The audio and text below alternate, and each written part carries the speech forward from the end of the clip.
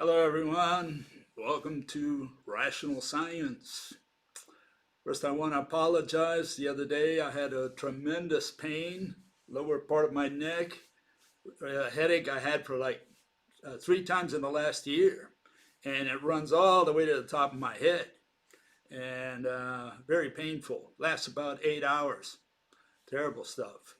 Anyways, please let me know if you can't hear me or see me. I've had problems lately with YouTube, but seems like I've recovered. Whatever I did it right. Okay. Anyways, talking about extinction. We seem to be approaching extinction this year. We got a war on our hands, right? We got a war that's coming up, very likely, in Ukraine. Hot topic lately. There's another one possibly brewing in the east, in Taiwan. Maybe another one in Iran. I mean, we seem to have all these wars all over the place.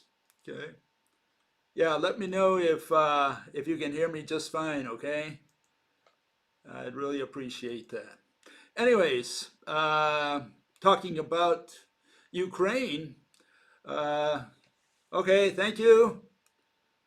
Okay, thanks.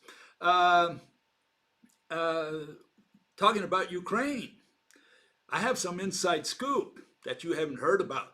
Okay, and it's got to do with the American delegation met with a Russian delegation, and they talked, and a lot of that stuff was quiet. We didn't know really what happened behind closed doors.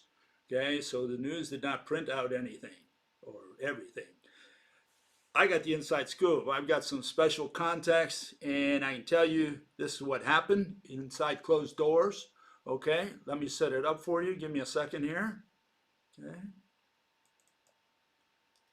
here it goes. Okay, listen tight.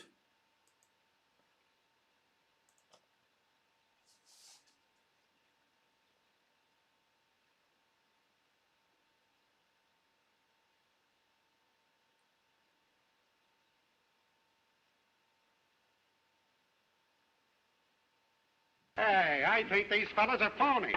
What's that you say? You heard me. Oh, everything all about it is finished. And the Southman is no frequency. You see the way you You hear what they say? They say they've never been so insulted in their life, and they absolutely refuse to stay here. No, please. He didn't mean it. Tell them he didn't mean it. No, yet we found this now. We didn't even did this. That's it. Get their Of course, you know this means war.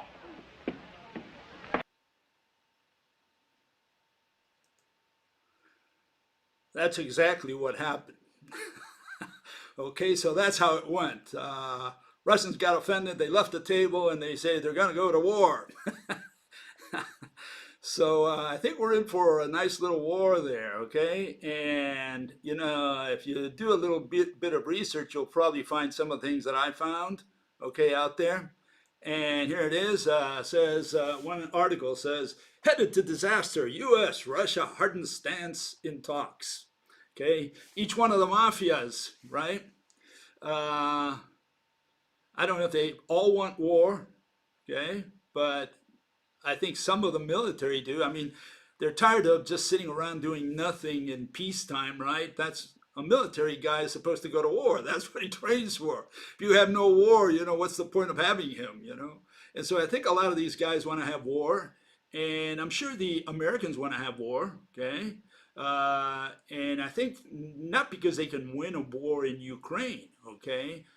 I don't think it's got much to do with that. And see, if you look at the forces, the way they're spread out, okay, you can see that the Russians are covering, Ukraine all around. Okay, so they have a good strategic position, not only on land but on in the sea. And one of the first things that they might do, assuming there's a war, is try to create a corridor that goes from the Crimean Peninsula all the way to the Russian Federation in the east there. Okay, so that they can flow material through that space. Okay, and if you look at Ukraine, and it gives you, let me remove this for a second here. If you look at Ukraine, it's one of the last so-called Soviet socialist republics that wants to leave the Union. We used to joke about it where we said that they are the union of fewer and fewer socialist republics because each one kept leaving. And I think Russia today is very much in the same boat. You have all these countries that used to belong to the Soviet Union, and they all speak Russian. A lot of them speak Russian, and even so, they want to work with the West. Okay, and so here you see how what's happened over the last few years. You had the Warsaw Pact, included all the colored region, including Ukraine, and now that orange region has moved closer to the West, quite closer to the West. And what's remaining are a couple countries there, Moldova, which is trying to get there, Belarus, which right now is very friendly with the Russians, but may change government sometime in the future. Ukraine has already changed its government, and the eastern part essentially belongs to Russia. You have people who are rooting for the Russian side over there. And so, I doubt very much there's going to be a war, a full-blown war, or that the United States is interested in winning a war in Ukraine. I don't think they would be able to win it militarily.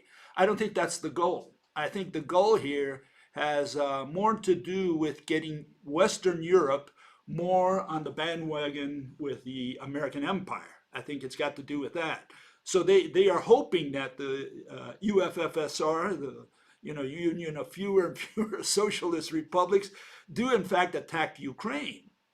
And right now the Russians are a little hesitant because they don't want to upset powers like Germany and France, especially. They don't want to chase those away, especially into the hands of the Americans, full-fledged into the hands of the Americans. And so what is at issue, as far as I'm concerned, is this. These are the pipelines that Russia has, feeding gas primarily into Europe. And they're about to release that northern one, the Nord Stream 2, Nord Stream 2. And that's probably going to take a little time to be approved, maybe all the way to June of this year. And a lot of that's going to be contingent on what happens with Ukraine. So the Russians don't want to screw that up on the one hand, but on the other hand, if the West keeps positioning, its pawns and rooks and knights into Ukraine territory or closer and closer to the Russian frontier, Russia can't just sit by and let that happen.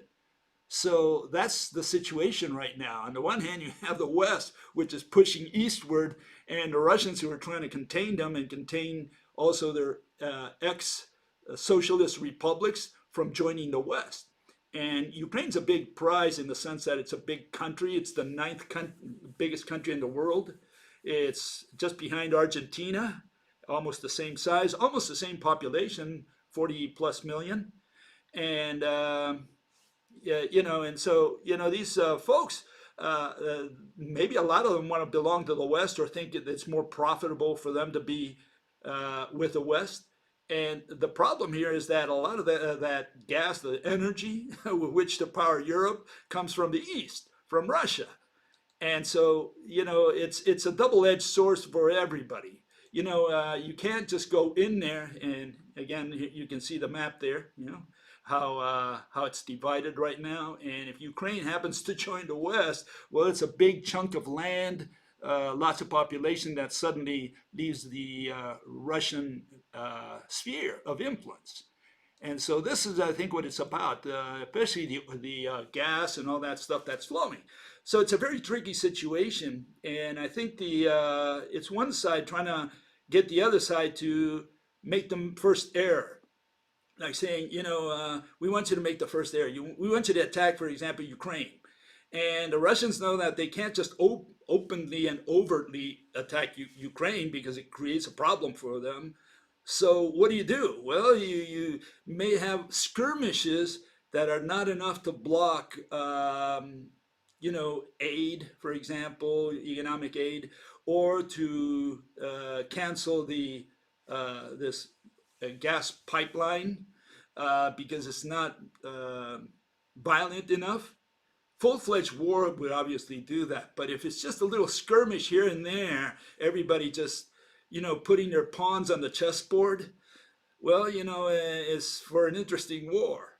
What I think it's not going to lead to is a world war. In other words, a nuclear war. That's what I mean, okay? It's not going to lead to a nuclear war. I think whatever happens, it's going to remain as a conventional war, and perhaps it's going to be low-keyed, so nobody gives the other side pretext to go beyond what they should be doing and turn it into a major conflagration. Okay, so my 5 cents worth on it. By the way, my mother was was Polish, but she was born in territory that today belongs to Ukraine, right at the northwestern corner of Ukraine, southeastern corner of Poland. And she was born in a little town there, just where the two forces met, the Germans and the Russians. And if you look up, you can find, again, here you have the pipeline, how it's going through there, okay? And you can see all those pipes going in there. My mother was born on the upper left-hand corner there of Ukraine. So she was, today she'd be, I guess, considered Ukrainian, even though she traveled with Polish passport because, this was before the Molotov-Ribbentrop Pact, where they decided to split Poland up. Then part of that ended up in the Soviet Union, part of that Poland and territory. And some of that region was eventually given to Ukraine, okay? And when Ukraine became a separate country, 1989, well, we have a situation where you have this country there, right, being split up at one more time, probably because of war. And my mother was born on the upper left-hand corner there, on the northwest part of Ukraine. They spoke Russian at home. We learned Russian when we were kids, a little bit, so I still remember a lot of it, but it's been a long time. Anyways, there's something else going on, with this war, this situation that you got to keep in mind. And it's got to do with this question or comment the person made. Well, it looks more and more like China will take Taiwan, which will contribute to China taking the baton in the economic race. Although your old boss Intel is building a factory in Arizona and there's another chip factory being built in Texas, they will probably not be finished before China takes Taiwan.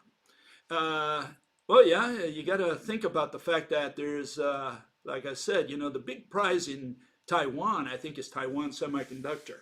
It would give China, it would catch up like 6 years or so in chip development with respect to the West.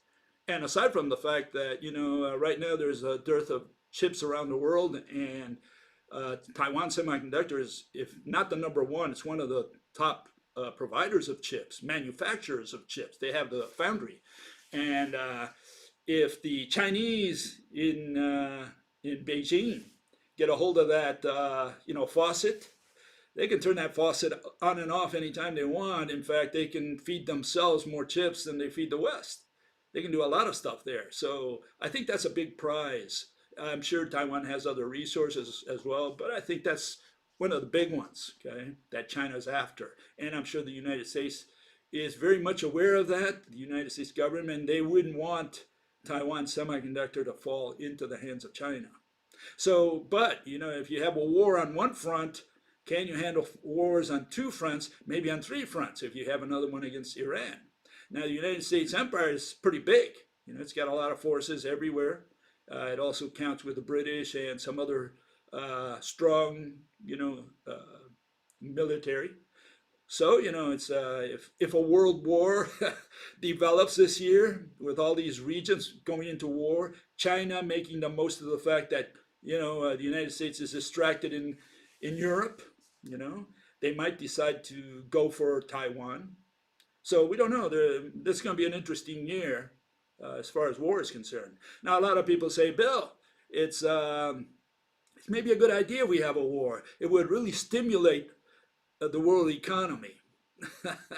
Well, I tend to disagree with that. I say that we're past the manufacturing stage. World War I, World War II were manufacturing wars. It did stimulate manufacturing. A lot of car companies started making not only cars but weapons for especially vehicles, right, for the war effort. And a lot of women came out of their houses. They were housewives, and as their men went off to war, they went into the factories and started building, the bullets, the guns, the cannons, tanks for the war effort. That's done with. We're never going back to that again.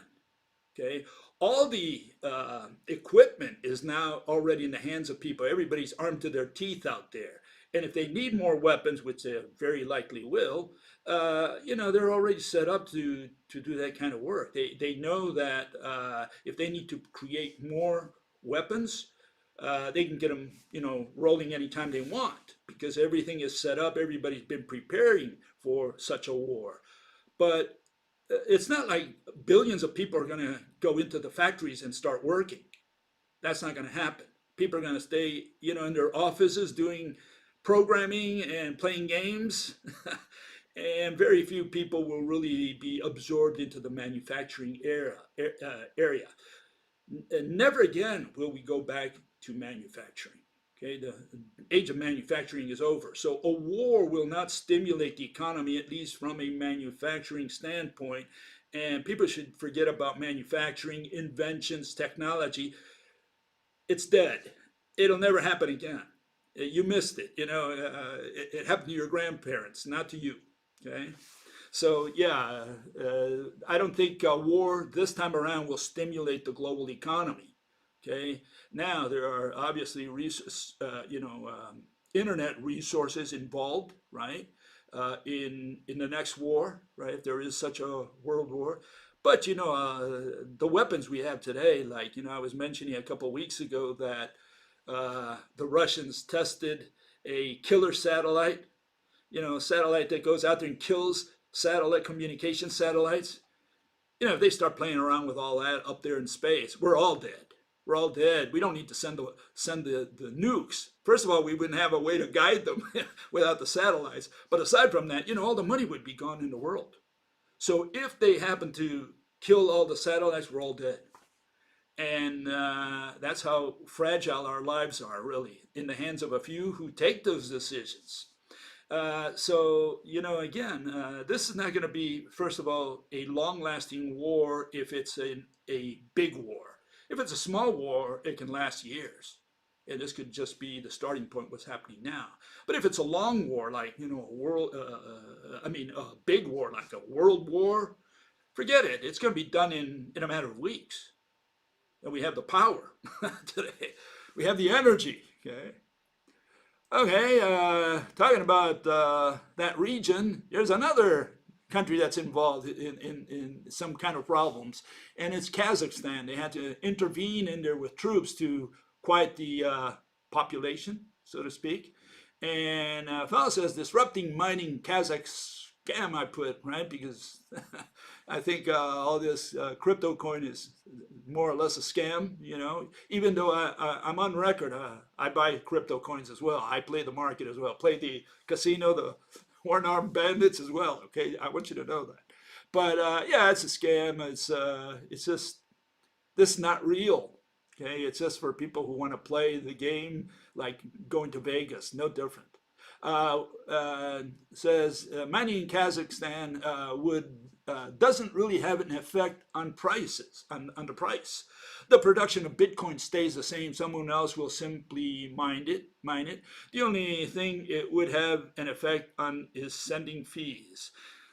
Yeah, the only thing that I'm saying here is that 20% of the mining is happening in Kazakhstan, and suddenly they have some kind of war or something over there. You got to think about what what effect that would have on Bitcoin. That was all my only comment, because they mine approximately 18%, almost 20% of the global Bitcoin, and that was a surprise to me. I was not aware of that. Why it ended up in Kazakhstan, I have no idea. Could have just as well ended up in Afghanistan, right? Okay.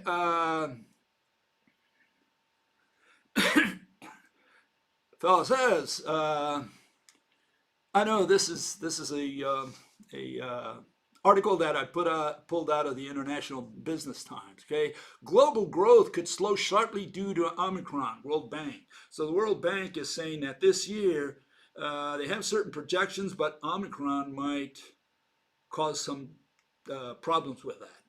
Might create some uh, setbacks. Okay, and so we may not grow as much as we thought we would this year. And so this Omicron is also hanging in the balance. Is it going to develop into what it was like 2020, where they shut down the world and there was a great loss of GDP everywhere? Okay, or is this just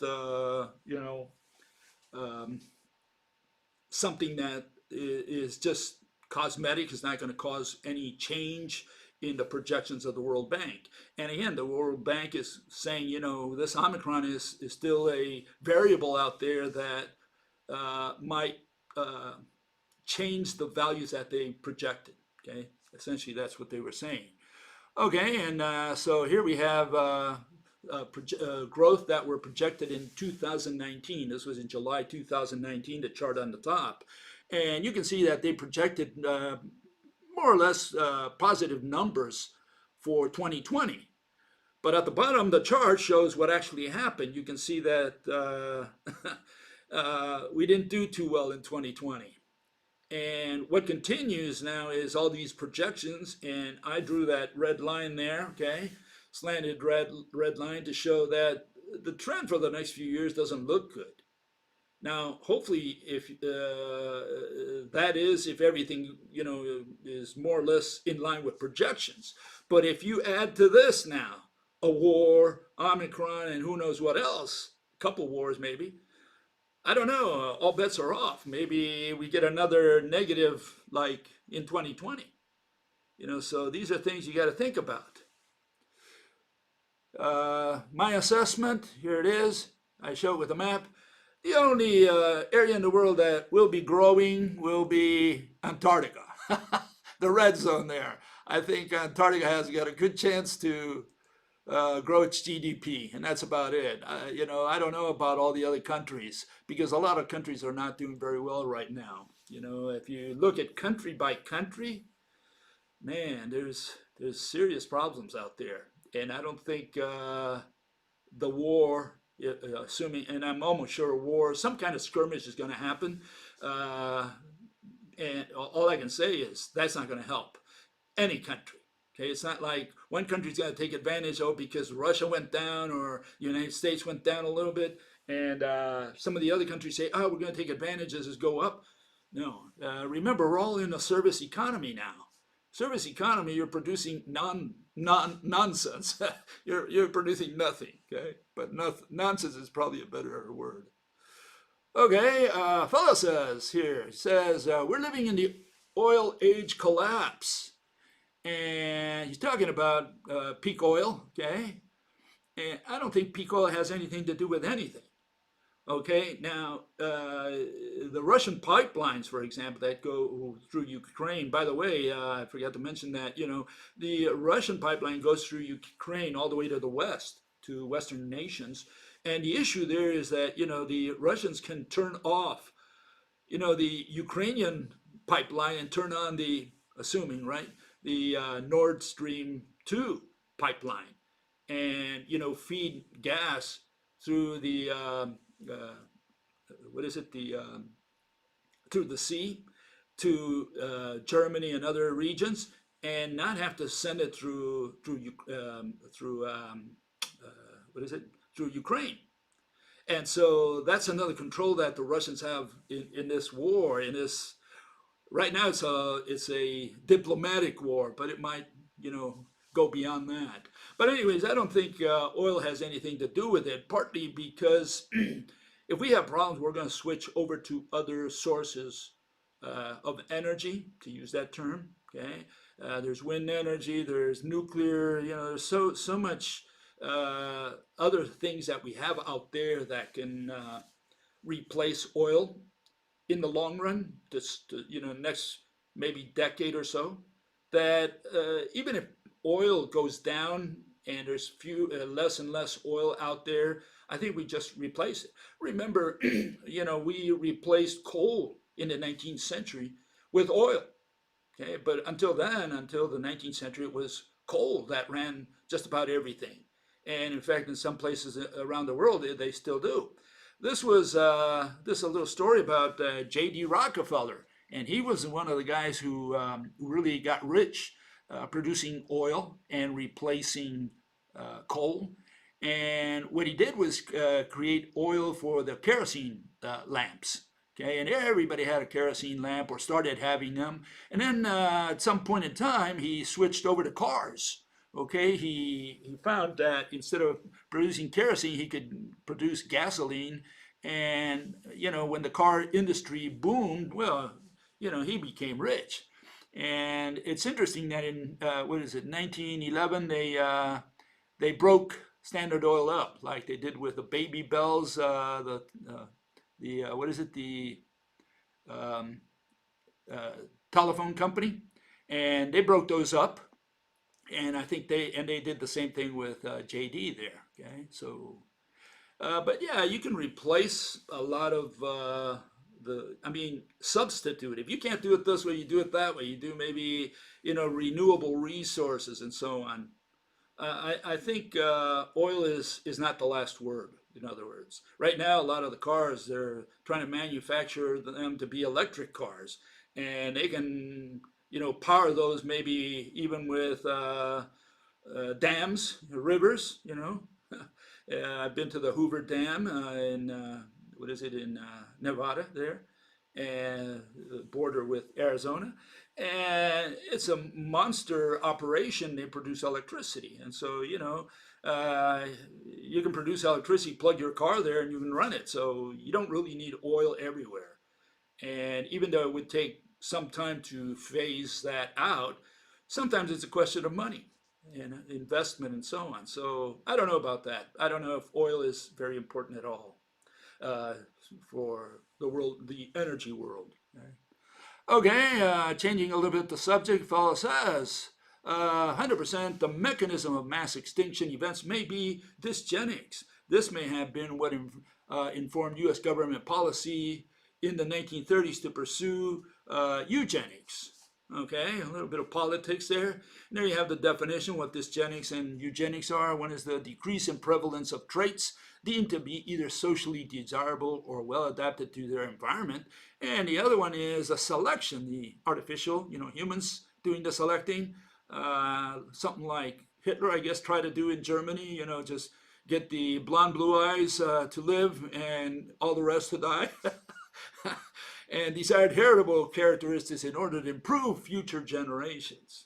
Okay, I don't think mass extinction has anything to do really with either one of these things. It's related to genetics only in the sense that population decline hurts the economy, only in that sense. Other than that, I don't think genetics, eugenics, or dysgenics has anything to do with a mass extinction, which is the one that's going to affect us.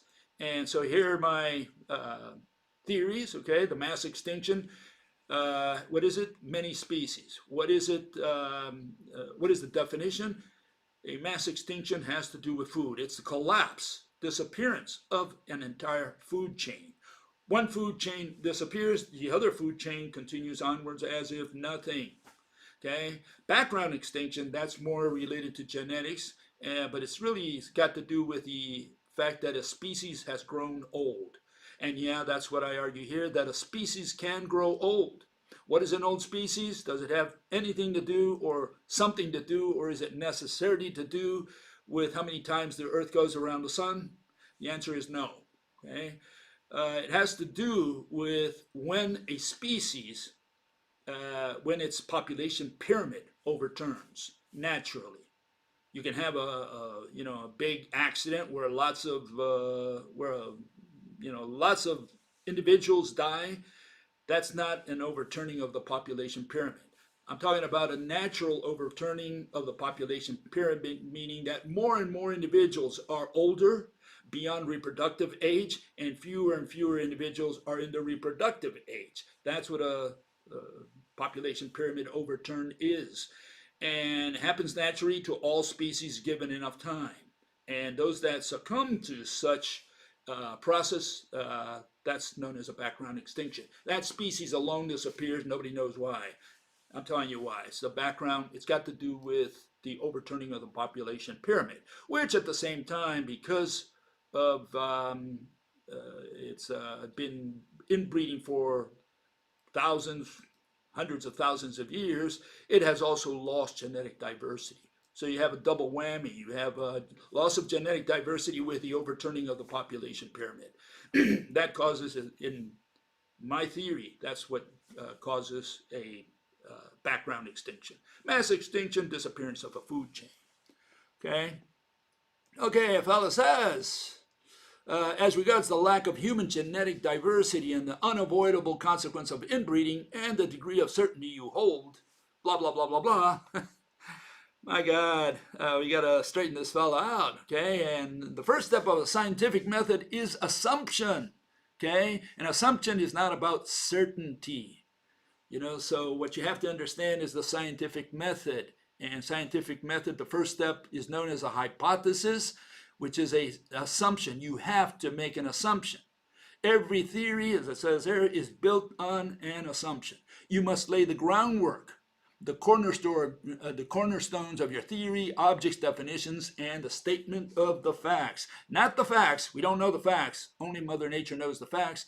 We have to set forth the statement of a fact. In other words, your version of what you think are the facts. Okay, and we take them, we concede your facts, your version of the facts, just to understand your theory, not to believe it. Okay, just to understand it. So you need to produce the objects, the definitions, and the statement of the facts. Okay, that's known as a hypothesis. It's got nothing to do with certainty, with belief, or opinion. It has to do with presenting the assumptions, so you build your theory upon those assumptions. Your theory has to follow from those assumptions, okay? My theory rests not on the certainty, but on the assumption that inbreeding eventually conduces to mentally, physically handicapped offspring. Okay, I'm saying that as far as background extinctions go, and one of the underlying factors, just one of the underlying factors of a mass extinction is that inbreeding. Okay? Inbreeding, is it because we become more vulnerable to diseases, to the environment, we can't change or adapt or whatever nonsense the geneticists talk about? No, it's got to do with something else. It's got to do with anyone who inbreeds is going to have rotten children. That's the theory here. We don't ask you to believe it. We're asking you to understand it. And that's what we use as an assumption for any theory related to background extinction. Okay? So that's the idea. You don't have to believe it, you just have to understand it. And I work off of this hypothesis because the Amish inbreeding resulted in handicapped children. Today we have quite a few very rare genetic problems in the Amish community. And it's a good, you could say, experiment by Mother Nature, okay, with this group of people, this tribe called the Amish. Okay, they inbred for 300 years, and now they're having problems. Okay, so that's the point there. Then the other one's Calhoun's mice. He did it in 2 years. I think he's the first individual who created homosexuality in the lab. The mice became, and rats both, they became homosexual and autistic. And he did that in several generations. It took about 2 years to something close to the year, like 656 days, something like that. And he did several of these experiments, about 30 years doing these experiments. And the other one is the Neanderthals. They lost genetic diversity. So you can check out do some research on that. You'll find that in the last 50,000 years, what few fossils we have from the Neanderthals, even those show that there was a loss of genetic diversity over time. And I have a couple of papers that I've, filed away that I have for reference, where it shows this. I think there's no doubt in anybody's mind that the Neanderthals lost genetic diversity over time. And at the end, I don't know what kind of Neanderthals are coming out of the female's wombs. Okay, so yeah, that's another reason that I like this hypothesis, this assumption, why I work from this assumption. And the other one is the results that I see in mankind today. I see it all around us. So, you might say, well, it's just the way you interpret. Yeah, it is, but I just have reasons for these assumptions. It's not that I pulled them out of, my nose holes, okay? Again, it's whatever assumptions you want to work with, those are the ones that I work with, and I work from them because of those reasons. Okay, so it's not like I pulled them out of nowhere. Okay, here's another issue. A fellow says, do you have enough expertise to reliably predict the outcomes of newly developed genetic technology, such as GMOs, CRISPR, mRNA platforms on the inbreeding extinction theory? My God, I don't know where these people study, but yeah, they're operating out of the old scientific method, the one of the 17th century. And so, these people are completely out of it. They have no idea what the scientific method is. That's the problem. They're working off of the one that mathematical physics works off of. And that's not a scientific method at all. It's the religious method. So you can't talk about it. If you ask these questions, it shows that you have no idea whatsoever what science is about. Okay, and here it is. Okay, in science, we do not make predictions. Okay, predictions are the sole province of mathematics. Irrationality, in other words. Mathematics is 150% irrational. They only have irrational explanations. Why? Because they end up moving concepts around. That's why it's irrational. And that's what you get for following the scientific method created in the 17th century, so-called scientific revolution. Science is not equal to technology. And so to relate science to technology and say, what technology can you predict? No, you don't predict technologies, okay? Not in science. That's done in the labs. It's got nothing to do with science at all. In fact, they do a lot of that by trial and error. And in science, we do not do R&D, no research and development. So we don't. So that question is completely off topic in science. Science, what is it? Rational explanations. If it ain't rational, it ain't science. That's how it is. Okay. What's irrational? Moving concepts and undefined words. Primarily those two. And that essentially summarizes mathematical physics. Mathematical physics is in the business of moving concepts around. They transfer energy, and they warp the time, and they shake the field. It's a vibrating field, an excited field. Okay, so no, that's not science, but that's what these people do. And when they say, "Oh, your computer wouldn't work if it weren't for quantum," or GPS wouldn't work if it weren't for general relativity, it just shows, again, mental retardation. That's what it shows, okay? Because science has nothing to do with technology. Does the fact that GPS works means that time is warped? That time is a physical object that is warped like a banana? Does the fact that your computer works, does that prove what quantum says, that a particle can be at two places at once? Which ain't a particle to begin with because it's a wave function collapse. So no, technology does not prove theories, okay? And those people who make that mistake simply have not been, in touch with science. They do religion, they think they're doing science. Okay, another fellow along the same line says, about your opinion. Opinion.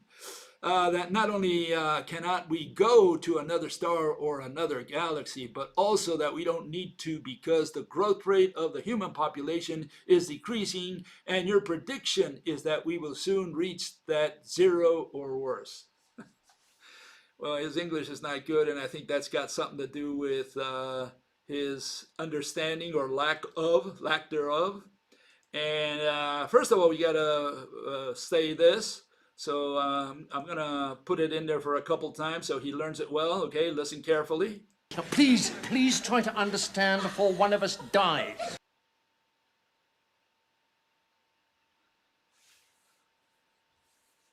Now, please try to understand before one of us dies.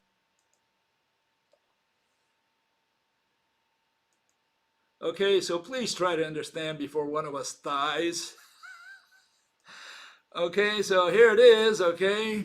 Theory is not equal to prediction, okay? First of all, theory is equal to explanation, okay? Prediction is a description. If you just say that tomorrow there's going to be an eclipse, you haven't explained anything. All you did was describe something. And if you want to explain, well, you can only explain a consummated event. Means, you got to explain something that already happened. That means prediction is quite unlike explanation. Okay, prediction is only a description without more. As soon as you explain why there's going to be an eclipse tomorrow, it's because you have had some experience with eclipses. And now you're talking about the past, not about the future. So it no longer is a prediction. And again, you're focusing on the wrong aspect. Prediction is a bad habit of the religion of mathematics. That's all a prediction is. We don't do predictions in science. Okay? The issue is not when, okay, time. The issue is the mechanism. Okay, so when we talk about the extinction of man, we're talking about the mechanism, not about when it is. And you can't use the word prediction because it's got nothing to do with time. Okay, it's not an issue of time, it's an issue of when. And I'll give you an example. Let me put this over here for a second here. I make a prediction. Let me make a good prediction. And here it is, okay? Very precise, okay? Someday humans are going to die. Now, how's that for a prediction? And you say, well, yeah, I mean, what does that mean? I mean, is that a prediction? I mean, if I say that on the 1st of May of the year 2030, the last human is going to die, you could say that's a prediction. But to say that someday humans are going to die, I'm not sure, there's a difference in those types of predictions, right? And then you have the supernatural predictions known as, foretelling. And, we have a lot of those like in the Bible. People making these, like in Revelation, they say, oh, this is what's going to happen to the world in the future. Yeah, and they were all, those where God approaches the guy and whispers something in his ears. So he says, oh, I've seen the light. Let me tell you what I've seen. Possibly was on drugs. So we're not talking about any of that. We're saying when we talk about extinction, we're saying that there's something humans can't do anything about. That's got nothing to do with prediction. It's got to do with mechanism. Okay, we're talking about the mechanism that causes a mass extinction, like what caused the mass extinction of the dinosaurs. And we go in and pick out a mechanism and say, well, this is what caused the extinction of the dinosaurs. Now we project that onto man and say, can man elude this same mechanism, this same process? And if man cannot elude it, then we can safely say that someday humans will become extinct. And then the other issue is, if the theory itself shows that the extinction is imminent, then we can say that very soon humans will become extinct. It's got nothing to do with prediction. It's got to do with mechanisms and unavoidability. And it takes, some people a long time to learn what this is about. They keep focusing on prediction. Of course, they'll never get it right.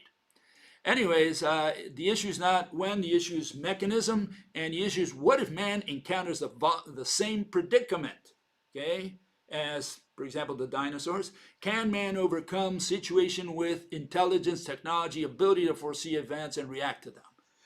And what we're saying is that, humans cannot avoid the same mechanism that cost the lives of the dinosaurs and the plants they ate. We cannot avoid it.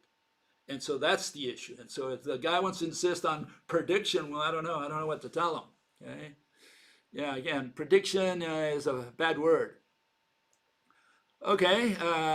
And there, yeah. Here's another situation. Okay. Let me put this up here.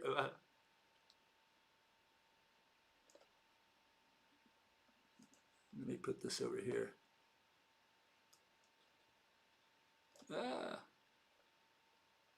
Get a little screwed up here. Give me a second. Okay, I'm back. Okay, so this is the situation. Fellow says, well, this is just another situation. I'm going to make a prediction. I'm going to make a prediction that if you take one more step, you're going to fall off the cliff. Okay, you're going to fall off the edge all the way to the bottom of the valley. Maybe kill yourself if it's far enough on the rocks. And you say, well, but that's your opinion. You're making a prediction. You're predicting a future. You don't know what's going to happen. Well, here we're talking about inevitability. We're talking about unavoidability. We're saying that if you take that extra step, it's guaranteed you're going to fall down to the rocks below. And so is the guy going to say, well, that's a prediction? No, it's not. It's got nothing to do with prediction. It's got to do with unavoidability. The fact that this fellow here, if he takes that extra step, he cannot avoid falling down the cliff. And so, again, these people keep insisting on the wrong on the wrong issue. Talking about prediction when we're talking about unavoidability and inevitability. Okay, and here let me show you what this fellow said. He said, in all this reasoning, you have not taken into account the inevitable human desire for the development of technology and the challenges of death. First of all, we're not developing any more technology. We're done with technology. Okay, so whatever comes now is cosmetic changes on stuff that we already have. We make the blue car red. That's all we can do. Cosmetic changes. Right now, we've got no more inventions at least that will put people to work, which is the real value of inventions. Humanity wants to go into the black sky, erroneously called space. Okay, it wants to walk on the moon. If once it wants to see the blue pearl with its own eyes. The question arises: if humanity went up and down on the moon 6 times in 4 years in the years 69 to 72 of the last century, why don't we have an aerospace company that takes us back and forth to the lunar cities that humanity would have built in, I guess, the last 50 years? Well, for me, it's unbelievable. Some people still, flat earthers, like this fellow Shirley, they believe we never went to the moon. And their argument is that we couldn't have gone to the moon because we haven't gone there in 50 years. I mean, we should have built cities and had a whole, land populated by now. We never went there again. And what these people don't understand is that it costs a lot of money to go to the moon. And for what? To put a station there with 10 guys doing what? We're gonna feed them constantly so far away. I mean, we do have the Skylab, it's rolling around and it's close by, but going to the moon is pretty far away. It's more dangerous, more costly. And for what? The moon is a barren place. They would have to take enough oxygen to last a year at least if they're going to stay that long, or maybe more. What would they do on the moon? Plant potatoes? These people don't understand that it was, in a sense, worthless to go to the moon. The only purpose was to develop technology to take us to the moon, which could serve military purposes. That's why there was an effort behind, developing rockets to go to the moon. Other than that, there was no purpose. Just to go to the moon and say, well, just a science project. We made it there. We were able to touch the moon. Great. And bring some rocks back, some sand. No, there was no purpose to going to the moon in the first place, and there is no purpose in going there now. Now they're trying to get to Mars. Why are they going to Mars? Is there any purpose to go to Mars? Are we going to put a civilization on Mars? Are we going to evacuate the planet Earth and all go to Mars? Are we going to plant potatoes and have commerce with Mars? There is no purpose whatsoever to go to Mars. None whatsoever. Assuming we ever get there, because I think Extinction is going to catch us with our pants down, surprise us. But assuming, we've got enough time, yeah, we could conceivably get to Mars, because I think that's within, it's feasible. It's within the laws of probability, as far as I'm concerned. But go there and touch and come back and say, oh, we made it to Mars. That's a science project. That's not. That costs millions of dollars, billions of dollars, and what does it achieve? Again, are we going to evacuate the Earth, all go to Mars? Assuming we do, are we going to have commerce with those people, with our great-grandchildren? Do we need to go to Mars? No, we have enough space here on Earth. We got more than enough space. Right now, we're not having children here on Earth. Certainly, we're not going to make it to Mars, because there is no purpose. We have no reason to evacuate the planet Earth. We have no reason. We have no space problem, elbow room. No problem at all here living on Earth. So you can go to Mars, you can go to the moon if you want. We're staying here. Rational people will stay here. I mean, if you want to have a trip around the solar system, more power to you. You have a nice experience. Other than that, it's unproductive. It doesn't do anything for humanity. Okay?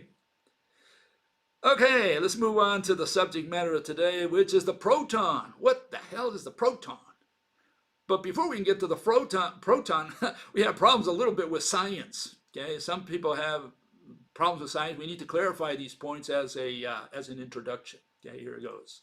Okay, so a fellow says, isn't the reason mathematical physics is the only game currently precisely because no physical mechanistic explanation can be identified? Don't throw out the baby with the bathwater. That's Bill Gates throwing I need with the bathwater. Yeah, in fact, it's the other way around. We want to throw the baby out together with the water, with the wash water. Okay, we want all of mathematical physics terminated, wiped out from the face of the earth, wiped out from science. It's not science. Mathematical physics is religion. In fact, I don't even think it qualifies as religion, because it's not only opinion, but it's more than that. It's irrationality. And by irrationality, I mean that they don't even have objects with which they do their physical interpretations. When you go into mathematical physics, they're moving concepts around, abstractions. That's what mathematical physics is today. And so, yeah, we want to throw the baby together with all the wash water. So you said it right. We want to get rid of it all completely. And so here's my answer, okay, and puts it in the right light. That's exactly what we're due here. Math has nothing at all to do with either science or physics. Math is a language and nothing but. Math is neither the language of science nor of physics. Math describes, science explains. Okay, that's what science does. So math has no possibility. An equation is just a description. And the reason math can offer no physical interpretation, that is mechanisms, right, for how the universe works, is that it has no power, no ability to explain. Okay? Mechanisms require objects. Mathematics, mathematical physics, has neither objects nor valid definitions. There's not a single worthwhile definitions in all of mathematics. Okay, so there are no definitions. We don't have definitions for the word energy. We don't have the definition for the word mass. We don't have a definition for the word field. They have no definitions for any of these words. When they do have a definition, when they say, oh yeah, we do have a definition, when you look it up, it's a bunch of numbers. And then they start moving these numbers around. They're saying these numbers are moving through the air. Okay, so again, those definitions are worthless in science. You can't use those. You can't do that in science. You can't reify concepts. And math cannot tell you what exists out there. The invisible, intangible stuff that mediates gravity, magnetism, electricity, Math cannot tell you that. Okay, math is just a quantifiable discipline that just deals with quantities and amounts. That's it. And physics, on the other hand, is the science of existence. So yeah, we want to throw the baby together with the wash water. We want to get rid of all of mathematical physics in its entirety. Nothing survives of mathematical physics. Okay, that's the position here. Okay, and so that's our goal. Whether we achieve it or not is a separate issue, but that is our goal. We want to get rid of mathematical physics completely. Mathematics, that can survive because that's out there. That's just doing equations. But when those people bring those equations into physics and they say, we can tell you what exists out there and how it behaves, that's where we have a problem, because they do everything with particles, which ain't particles in the end. They're just a bunch of equations that they go through the motions of treating as particles. Okay, that's one issue. And then the other one is all these concepts that they have. They're just concepts which they reify: forces, time, space-time, four-dimensional space-time, unimaginable space-time. No, we don't have such monsters here in science. So we need to get rid of all the language, especially of mathematical physics, that they have invented in the last 400 years. We want to get rid of baby completely. Okay, we want to have a new baby. Kill that one. Okay. Fellows, it continues, says, wasn't a math equation responsible for the discovery of the antimatter particle, the positron? Oh my God. Which resulted in the medical device called the PET scan, okay, the Petscan. Hasn't math produced actionable, useful knowledge that improves quality of life? Poor fellow. I don't know where he learned science. Obviously, he learned very little science. Must be a lawyer, or maybe he just scrubs floors. I don't know. But he certainly never learned any science whatsoever. Okay, so here's the answer to his first issue that he raises there, and that is that, Anderson, he didn't invent the positron, he invented the suppositron. Anderson supposed, he assumed that he was staring at the trace made by a particle, okay, because there you see the picture on the left-hand side next to the caricature of Anderson, okay, you see that scratch mark there, that curve, okay. He's saying that was made by a positron. That's the proof he presented, and that's what he won the Nobel Prize for, I think, a couple years later. Anyways, the issue is that did that scratch mark, how was it made? Was it made in one shot? Is that a groove, or is that made out of dots? Is it made out of different points? So the picture on the right, the upper right, you see what I'm showing there. Did the particle bounce up and down, making those potholes? Is that how we made that groove? Or is it a continuous channel going from one place to the other? Which is it? Because if it's a continuous channel, maybe Anderson should look at the end of that channel. Maybe he'll find his particle, right? His positron. Because why did it stop there? Where did it go? Okay, and so he concluded that he had discovered a particle predicted by Paul Dirac, right? Paul 4 years earlier, and known today as the positron. Well, we do it a little differently. See, we don't do it with particles. We're saying that what we have is the threads, and they're moving around at great speeds because he put that wafer in a chamber that was magnetic. And we're saying that this was a magnetic process where the threads made that groove there, okay, and just hit it, whacked it once with a bunch of threads that went in that region gazillions of times per second, okay, and so that's how that groove was made. So it's a little different than what he suggests, the process that we recommend or propose for how this happened. We're saying that this was not done like Mr. Anderson suggested. Okay, so that's the first issue. But let's cover that other issue that this fellow raised. And here it is. I can get it up here. Okay. Science has nothing at all to do with technology.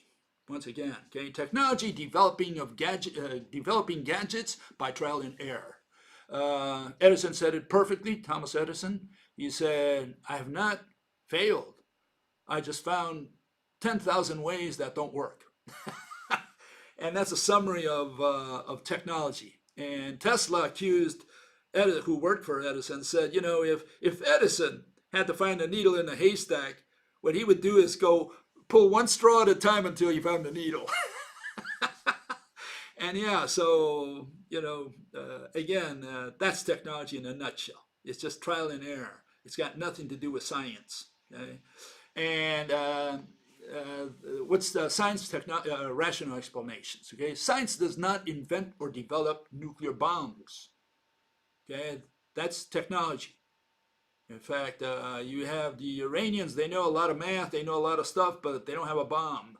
So one thing has nothing to do with the other. They have the the math necessary to know all the relations and so on, but they don't have a bomb. Okay? Science explains the subatomic mechanisms that underlie a bomb's workings. That's what science is, not making the bomb. Okay? And despite the origins of the word science, Syria, okay, science has nothing at all to do with knowledge. Okay? So knowledge is equal to religion. Why? What is knowledge? Belief. Okay? Justified true belief. That's what Plato said, and we still haven't changed that in 10,000 years. And yeah, knowledge means that you already know, and that means you believe in what you know in your own theory. And that's got to do with religion. It's got nothing to do with explaining objectively to someone else what your mechanism is. Okay, so that's the difference. And yeah, science is equal to explanation. Okay, so, let me add to that here. Give me a second. Here we propose a paradigm shift. Okay, we're saying that science has nothing to do with observer, prediction, experiment, calculating, knowing, verifying, proving, evidence, R&D, research and development, and winning prizes especially. That's what they excel in mathematics, you know, winning prizes. They give all these beauty contest prizes out to to reward so-called knowledge.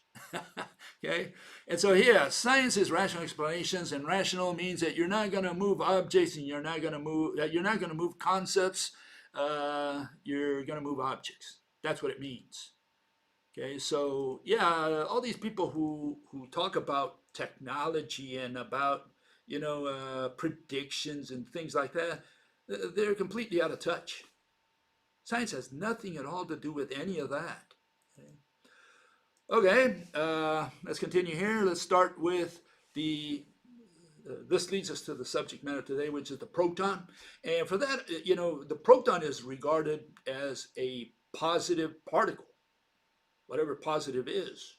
Okay, and one of the issues today is, what does positive mean? What does it mean in physical terms? That's the question I'm asking. Okay, and for that, you got to do a little bit of history on what the word positive. What is positive? Okay, and so here I put a little outline, very brief. Okay, brief history of positive there. One guy who mentioned that, I think for the first time, there was another fellow across the ocean in England. I think his name William Watkins, I think was his name. But anyways, this fellow, Benjamin Franklin, I think he's quite known. Okay, 1747, he invents the positive and negative words. These two words, positive and negative. He used really more not addition, subtraction. I think I've got it here. Hold it. Yeah, the plus and minus, that's what he used. But see, in this paper that he wrote, really these were letters, okay, that he corresponded with someone across the ocean named by the name of Collinson, okay, and this is where the first words positively and negatively arise, okay, and that's good old Ben Franklin who came up with all this, okay. And so he comes up with this notion of positive. He was looking at electricity. He thought it was a fluid of sorts, okay? And he was talking about positive, okay? And then 1919, skipping a lot of intermediaries there, okay? Rutherford discovers the proton through backscattering, okay? And so this is where the notion, together with Niels Bohr, they developed this planetary atom where you have a nucleus in the center and you have the little bead going around, okay? And according to Niels Bohr, it jumps back and forth between energy levels, or as they were eventually going to be called, orbitals. Okay, so we have the backscattering experiments, okay? And what is interesting also, before I forget, in the case of Franklin, okay, he talked about positive and negative, and we already had a little bit of a history on that with Peter Peregrinus. And this guy was a guy from the 13th century, and he discovered the words North and South Pole. Okay, so the reason magnets have North and South Pole, which is like positive and negative, again, it's these are just labels. And you can see it here in Peregrinus' letter to a friend. He says, "At your earnest request, I will now make known to you in an unpolished narrative the undoubted though hidden virtue of the lodestone being, magnet, concerning which philosophers up to the present time give us no information." So he's going to give us information that no philosopher gave us until now. Okay, we're eager to understand it because it is characteristic of good things to be hidden in darkness until they are brought to light by application to public utility. Out of affection for you, I will write in a simple style about things entirely unknown to the ordinary individual. So he's going to reveal all these secrets about the magnet. Let's see what he found out. He says, there are in the heavens 2 points more important than all others, because on them, as on pivots, the celestial sphere revolves. Okay? At least he believed in the round earth, right? These points are called, one, the Arctic or North Pole, the other the Antarctic or South Pole. Similarly, you must fully realize that in this stone there are 2 points styled respectively, the North Pole and the South Pole. If you are very careful, you can discover these 2 points in a general way. And then he goes through the motion of telling us how to discover which one's the North Pole and the South Pole. And again, to this day, all we know is what Peregrinus discovered in the 13th century. North Pole, South Pole. That's all they can talk about. They have no idea how a magnet attracts another, or what North or South Pole mean. What is happening in the North and South Pole that makes it attractive or repulsive. Okay? And the same way with Franklin, saying that it's positive and negative. What have we learned? And we haven't changed anything since these two fellows, since Peregrinus and Franklin. We still use North and South Pole and positive and negative. We haven't advanced a single inch since their days. Okay? Anyways, Anderson discovers the positron, as we saw a minute ago, and it was first predicted by Mr. Dirac. Okay, so in 32, Dirac posits the positron. Okay, and 4 years later, Anderson discovers it through his little experiment, in which all he shows is this little scratch mark, and that was what garnered him the Nobel Prize. Great. Okay, we still don't know what a positron is, and it takes us to the subject matter here. First of all, we need to show that what a positron, proton, what a proton is. Okay, but let me finish here. Gelman, Murray Gelman, and Zweig, they formally propose quarks. Those are what make up the proton. Okay, proton is supposedly this ball, something like this, I guess, but is made out of 3 balls. Okay, and so I challenge anyone to put 3 balls together and make up 1 ball. Okay, but that's essentially what we have today. Anyways, 1968, 4 years later, these 3 fellows supposedly discovered the quarks that make up the 3 balls that make up the ball known as proton, also the neutron. And eventually they came up with this notion of proton is arbitrarily designated as a positive, again, And that's why we look at the history of positive here. Positive, no physical no physical notion of that, no physical interpretation for positive, or for North and South Pole, by the way. And no one has ever seen a proton. Okay, we don't have any image of what a proton looks like. Too small. We can't even see an atom, let alone a proton, which is gazillions of times smaller than an atom. And quantum mechanics assumption, proton is made of 3 quarks. Okay, so that's the starting point for what a proton is. This is what a proton looks like. Okay, here it is. Give it a second here. Okay, you have the proton, the electron running around. It's the negative part of the atom. But if you take the electron out, what you're left with is the proton. Okay, and this proton is allegedly positive. Okay, it's just a ball. That's how it's represented. We have no idea what it looks like, but they say, well, it must look like a ball. And that's the way they always picture it. Everybody imagines it as a ball inside the center of the nucleus of the atom. Okay, so this is it. It's no more mystery than that. Okay, here's a better image now. This is with the quarks inside it. Okay, one is the proton, the other one's the neutron. Again, they're made of 3 quarks. Okay, and so again, we have these 3 balls that make up one ball. They're moving around. I guess they're held together by gluons. We don't know what the mechanism is for that. Okay, so this is what we have today. This is what if you go to college, this is what they'll tell you. This is what they'll explain to you. Okay, so it doesn't get any better than this. We have no idea other than what you see there. Okay? Let me get this thing out of here. Okay, and so takes it to this. Okay, the fatal conceptual problems with the proton. Okay, and in QM, especially with this notion of positive. Okay? And first of all, we have 3 positive entities today. We mentioned 2 of them. One is the proton, which is made of 3 quarks. Okay, are the quarks positive, negative? Well, you got to find out how positive with negative forms a positive proton. You know, you got to figure that one out. Okay, and yeah, you'll find the answers out there because it's all math. These quarks have only to do with math, and I'll discuss that sometime in the future. Okay, but then we have the positron, which we just discussed, and that's the opposite of the electron, and that is also a positive particle. Okay, but then we have the hole. You know, when you have an electron, it moves in one direction. What it leaves behind is a hole, and so you have this little thing where you have the little squares, and you move the square to the in your case to the left, my case to the right. Okay, and it leaves a hole behind. And so as these things move this way, the hole moves in the opposite direction.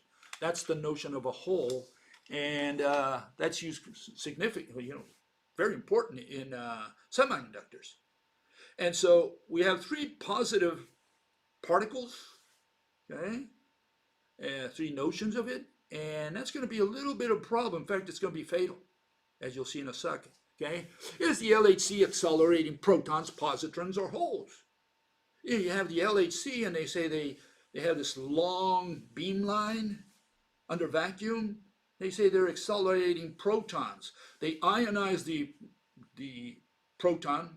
Let's assume hydrogen. I'm not sure exactly which ones they accelerate, but let's just, for the sake of argument, you take the electron out of the atom, you leave the hydrogen atom, you leave the proton. Now you're going to accelerate protons. You're going to collide protons against each other. Are we accelerating protons? Are we accelerating holes, maybe? Because the electron is going the other way, right? So it's going in the positive direction. Is it the proton that's moving, or is it the hole along the series of atoms that is moving forward? Or maybe they're positrons, these positive particles, the opposite, the antimatter of electron. Maybe those are the ones that are moving. How do we know? We can't see any of them. Okay? Are protons accelerating or vibrating in situ? Okay? Well, the energy or signal travels. Remember, we heard the other day from this fellow Derek Muller, and he said, and lots of other people out there, and I pick on him, but they all say the same thing. The electrons are not really accelerating in electricity. they're moving very little locally, especially when you have alternate current, meaning they move back and forth, back and forth, back and forth while vibrating. They also coil around. Okay, we talked about that last time. So we have coiling, moving back and forth locally. So what's moving? What's moving at the speed of light from one end of your circuit to the other? Well, they're saying it's the energy, it's the signal. Two concepts, that's what's moving. The thing, the electron, it's not going anywhere. Is that the case also for the protons? Is the proton going nowhere? Is it just moving locally?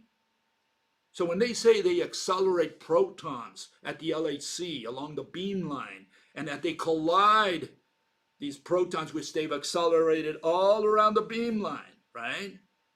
Are they accelerating protons, or are the protons just moving locally, and what's moving is the energy and they're colliding energies? Okay, keep that in mind. And again, is the LHC smashing energies or colliding signals? What are they doing? What are these people doing? Do they know? Can they see what they're doing? Or is this just math, which they've converted into physics? Okay, and so here's good old Derek Muller. I showed him some time back, okay? And he had a little show saying the big misconception about electricity.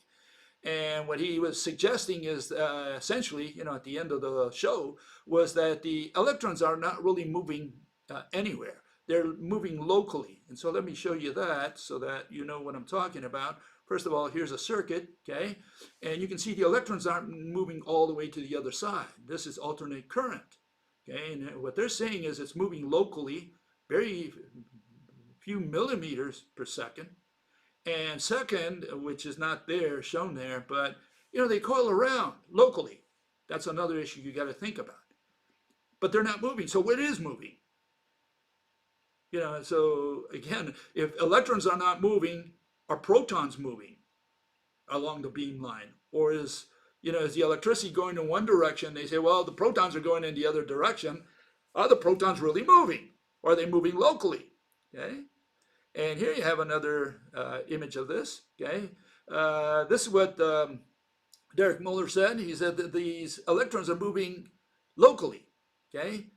And so they're not moving very far, and what's moving really is the energy, he says, or the signal, whichever you want. And if the electrons are moving back and forth locally, just a few millimeters, then are the protons moving?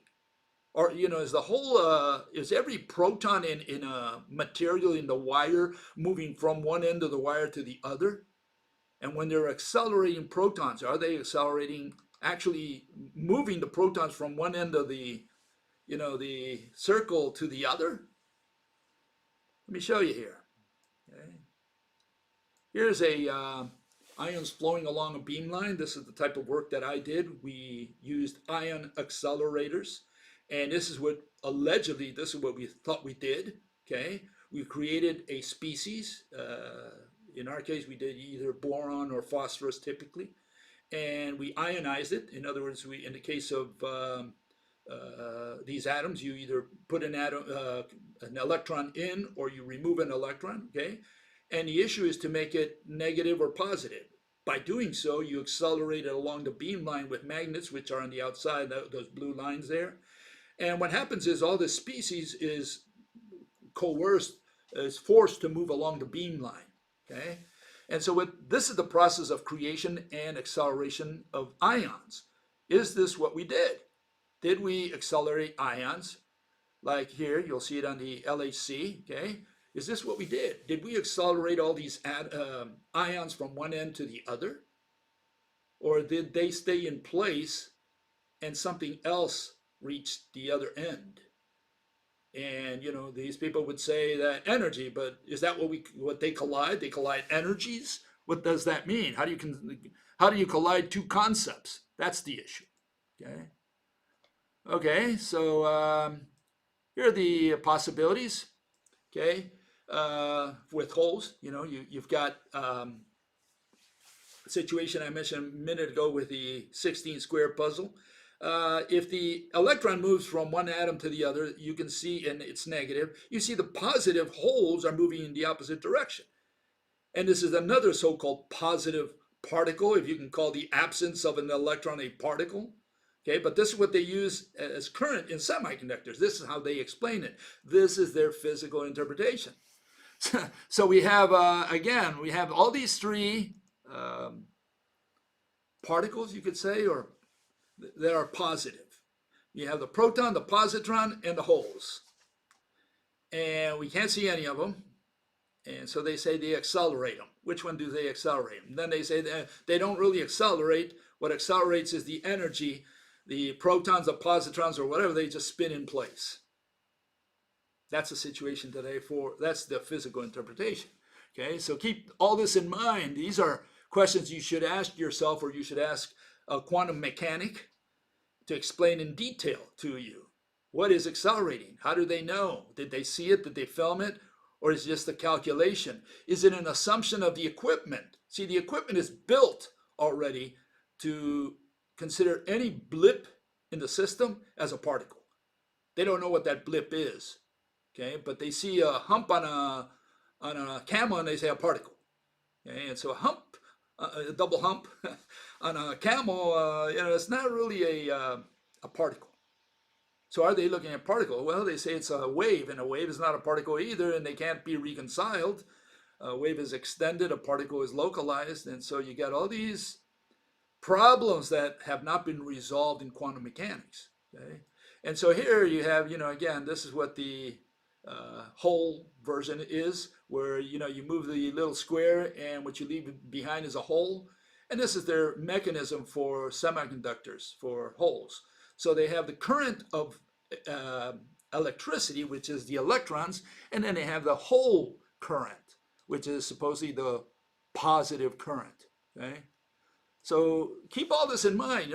What are we talking about with all these positive so-called particles? Okay, so here you have the situation, okay, on a beamline. What can you be accelerating? Well, here's particles. This is the notion that they have, that they're accelerating protons, okay? We don't know if that's what they're accelerating, but this is their notion that what's going from one end of the beamline to the other end are a bunch of protons. Great. Okay, here's the rope version of that same thing. We're saying that what's actually happening is that the atoms are sliding along the ropes. Okay, this is one of the versions, probably the most likely. There's another possibility. I want you to think about this. Okay, and it's like this. You've seen a drill. Okay, you press the button and the drill bit twirls in place. The drill bit goes nowhere. Okay, everything drills in place, rotates in place, but you make a hole in the wall. Okay, so it has an effect at the tip of the drill bit. Okay, and so now let's look at the beamline with that notion, with this notion. What if we had all these drill bits, they're twirling in place, nothing is moving from left to right, all you have is in situ rotation, and you have an effect at the end of the beamline. Okay, so this is another possibility. If all the atoms are merged together, what you have is electricity in one direction, and you have the so-called positive electricity, the holes, the protons, maybe even the positrons going in the other direction. In other words, there are no particles. What you have is atoms which are merged together in long lines, which we call serpentines. These serpentines twirled in place, and it causes an effect at the end of that serpentine. That's what we're saying is probably happening also, inside the beamline. When they say they accelerate protons, we think that this is another possibility. So there's two possibilities. One is the sliding of atoms along the ropes, which is very possible. It's probably the most likely scenario. But this is another scenario you should consider, the fact that maybe nothing is sliding. Maybe everything just twirls in place and you have a drill effect at the end. Okay, so that's for you to ponder. We don't shove it down your throat. We ask you to understand it, ponder it, chew it, whatever, okay, and reach your own conclusions. And so once again, these are the things you have to consider when analyzing quantum mechanics version, physical interpretations, the fatal concepts. And that's they have three particles, positive particles, the proton, the positron, and the hole. We don't know which one they're accelerating. We don't know if they are accelerating. And if they're not accelerating, what's accelerating is energy, as Mr. Derek Muller and others say. Are we smashing energy bits, energy concepts? Is that what we're smashing at the LHC and the SLAC and the Fermi Lab, all these accelerators? Food for thought. Okay, so let's move on here to the questions we had since last time. Let me get this in here. And here we go. Okay, fellow says vacuum is the absence of mass, number of objects in a volume. Yeah, and I guess an object is the absence of vacuum. Is that how we're going to define an object? What is an object? It's the absence of vacuum. Yeah, you can't define things in the negative. Negative definition is an antonym, meaning it's a synonym. In other words, it's got to do, you can't use synonyms and antonyms to define words. You can't say a dog is not a horse. That's not a definition. Okay? And so, again, keep in mind, you can't use negatives or synonyms. You can't use antonyms or synonyms to define words scientifically. In ordinary speech, you can do anything you want. And in mathematics, obviously, you can also.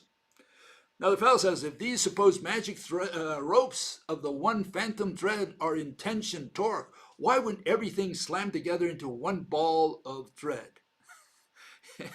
And I'm wondering, what does electromagnetic ropes under tension have to do with atoms slamming into one ball of thread? Again, you know, these people really make me laugh because they can't even come up with rational questions. Okay?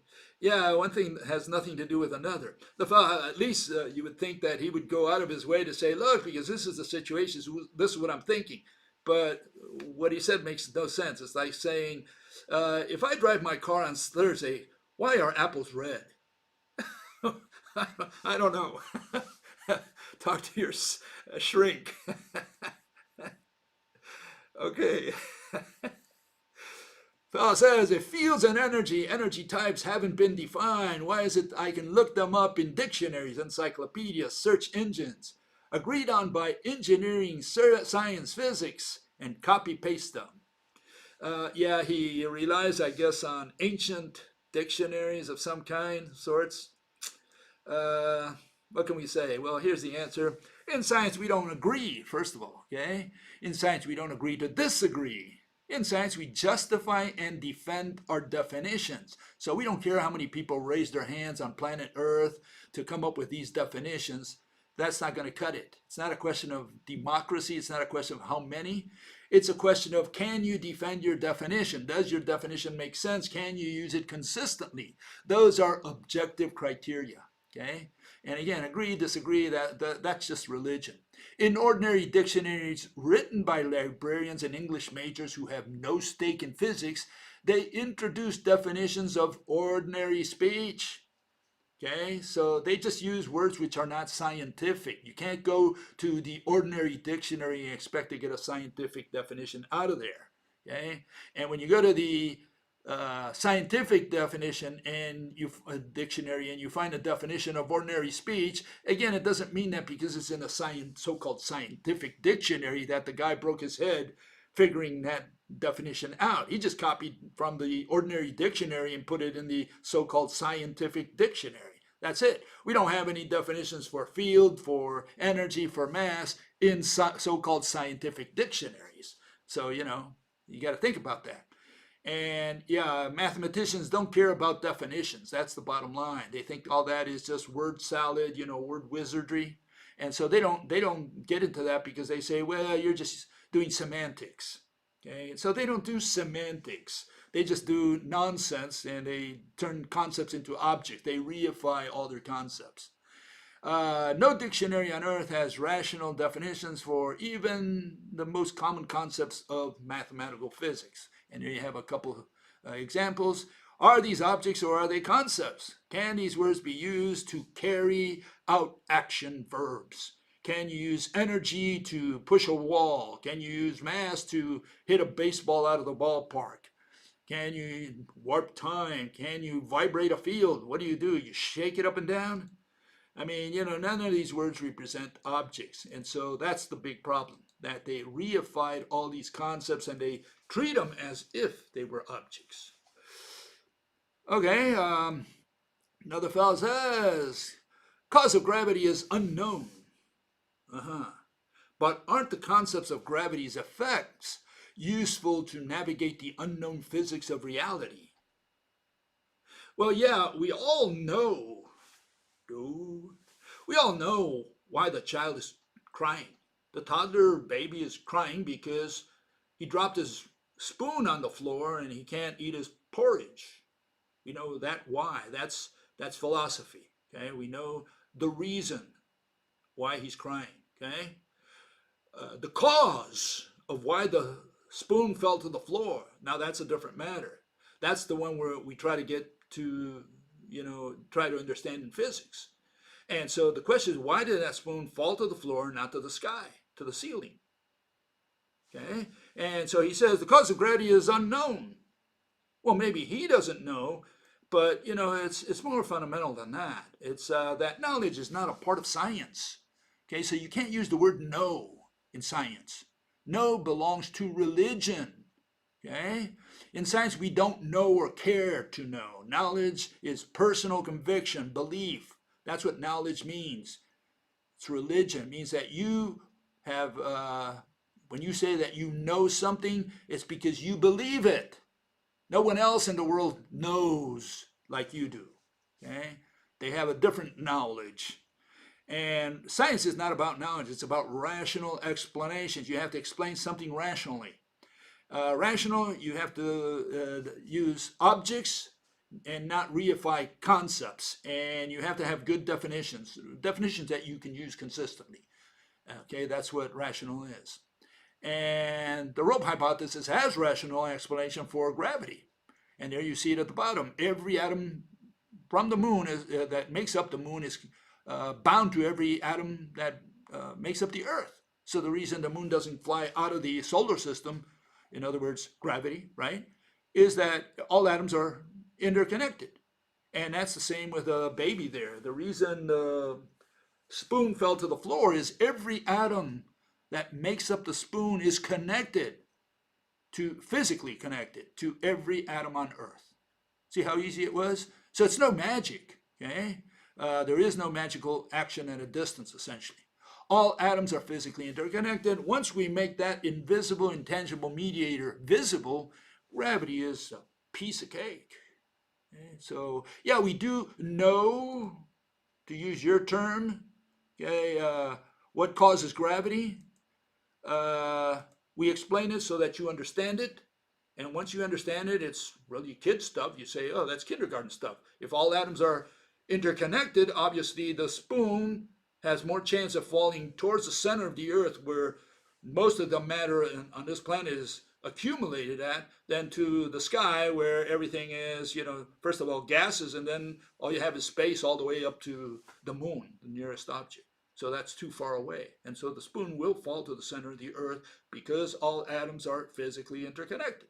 Now it's a piece of cake, because now you see, now you understand, you visualize gravity. So the cause of gravity, we can explain it. Whether you believe it or not, that's your personal business. We don't care. That's got nothing to do with science. That's got to do with religion. We explain so that you understand the mechanism. Okay, that's how science works. That's how physics works. Not how mathematics works, for sure. Okay, another fellow says, a theory involves repeatable experiments with consistent observations that have been peer-reviewed. Peer-reviewed by whom? By the Dalai Lama, by the Pope? Who peer reviews? I mean, who's got the authority to peer review, and nobody knows anything about gravity, for example, okay? And so here's my answer, okay? This guy has a theory, okay? And so the question is, he did the experiment, okay? And he observed, and he had it peer reviewed, and it's approved. And his theory is that angels move the earth around the sun. Okay, so just because it's a repeatable experiment, meaning the earth can be seen going around the sun, maybe by a satellite, for example, that's got a camera. Okay, so we can film it maybe, right, over time. Maybe so we can observe it and, repeatable in the sense that we can wait 2-3 years and always the earth will go around in the same circle. Okay, and so we observed it. We did a repeatable experiment. So what's the cause? Is it angels moving the earth around the sun? Is that what you observed? So again, none of this repeatable experiment and observable and peer-reviewed has anything to do with science. It has to do with belief. Okay, and belief is not science. Belief is religion. Okay. Okay, fellow says, if weight is the same as mass, where are rate of fall, terminal velocity, and gravitational constant derived from? Well, the fellow is a little bit disoriented, okay? Confuses the notion of weight and mass of physics with those of mathematics. That's his problem, okay? Mathematics is not science, and so it is in mathematics. Weight and mass, weight is equal to mass, they're the same, okay? Because mass is weighed to obtain mass. Okay, so you weigh the mass and you say that's the mass. And what is the mass? It's the weight, it's in kilograms. What is kilograms? Weight. We're done, okay? In physics, mass is equal to number of atoms. Okay, that's the notion that we have in physics of what mass is. So we just say quantity of atoms. You want to say mass, that's fine.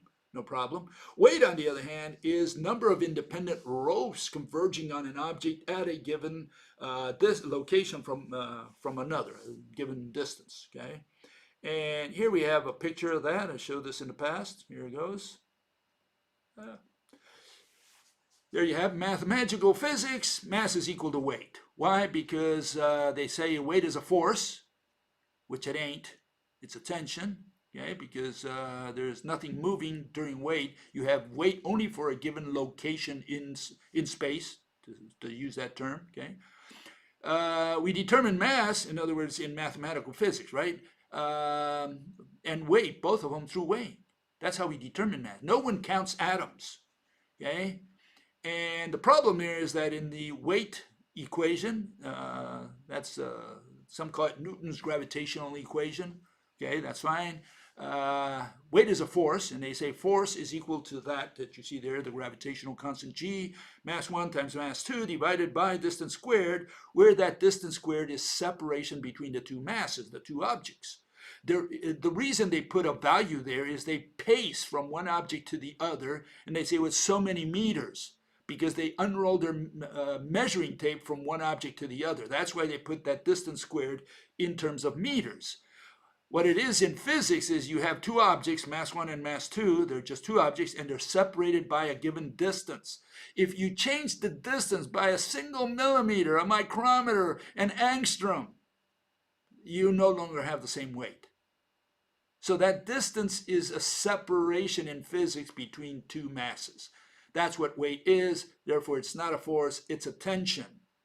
Okay, and tension is not a force because no one wins the tug of war between the Earth and the Moon at a given time, a given cross section of time. Okay, and so there you have it. You see why weight in physics is the number of independent ropes converging on an object. There you see the astronaut at different distances, different locations from the Earth, and the closer he gets, the ropes open up, they separate, they're no longer on the same axis, and so now they act independently. There's tension along each one of those ropes at any location, and so all you have to do is count the number of ropes and you got weight.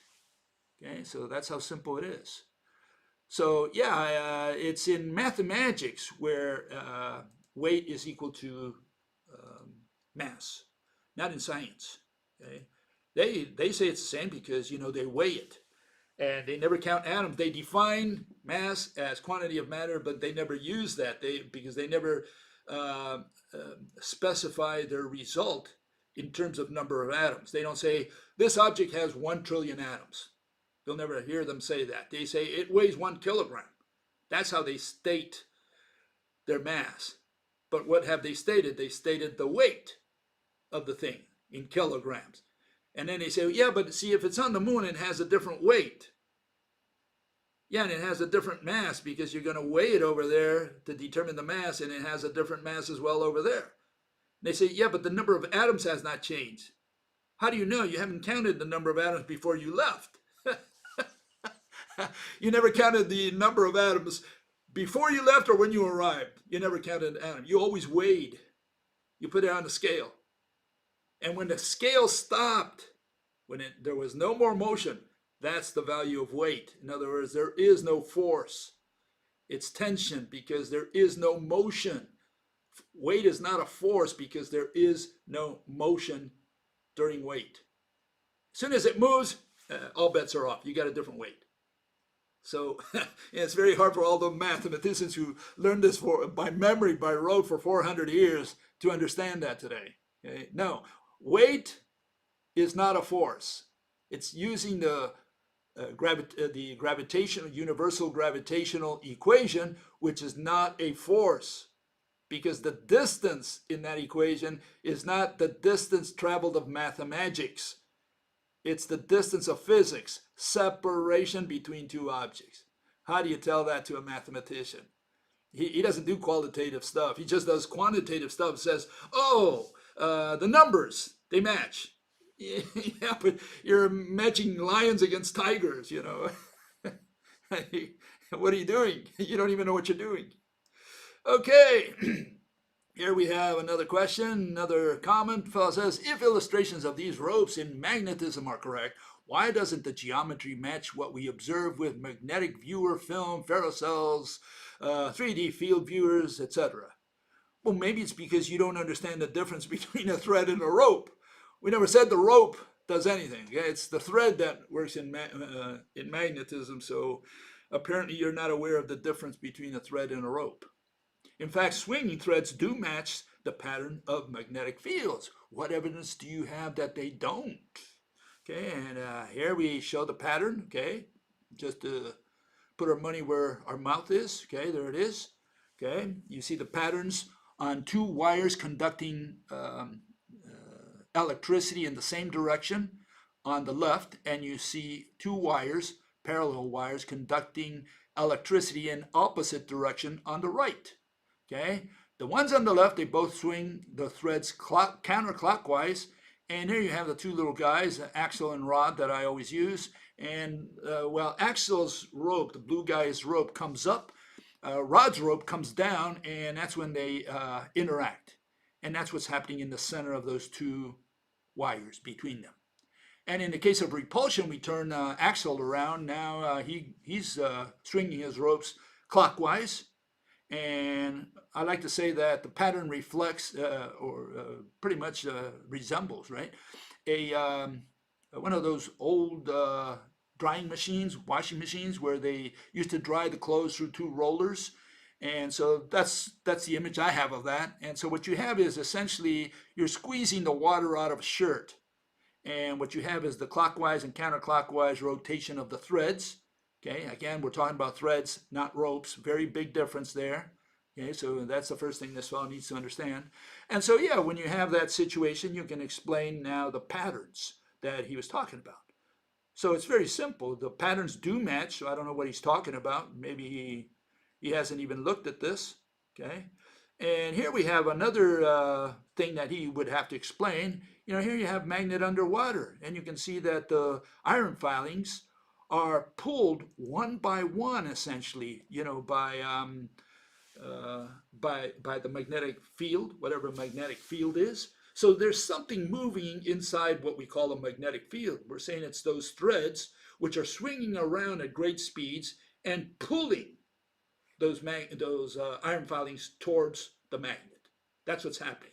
So we don't see the threads. They're swinging around great speeds, and we at least have a mechanism for why those iron filings are moving towards the magnet.